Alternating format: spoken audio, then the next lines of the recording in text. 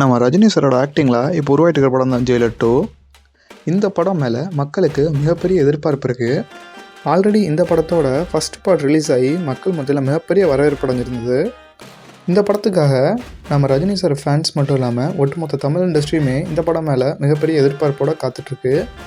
Jailer 2க்கு அப்புறமா நம்ம ரஜினி சார் அடுத்து என்ன படம் பண்ண போகிறாரு அப்படின்ற எதிர்பார்ப்பு மக்கள் மத்தியில் இருந்துகிட்டே இருந்தது. ஃபஸ்ட்டு இந்த படத்தை நம்ம சுந்தர் சி சார் டைரக்ட் பண்ணுவாங்க அப்படின்ற மாதிரியான தகவல் கிடச்சிது. But later Sundar C sir அந்த படத்தை பண்ணல.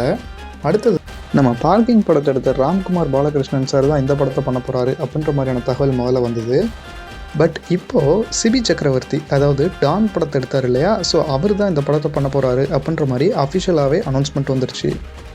நீங்கள் இந்த படத்துக்காக எவ்வளோ ஈகராக வெயிட் பண்ணுறீங்கன்றதை கமெண்ட் பாக்ஸில் கமெண்ட் பண்ணுங்கள்.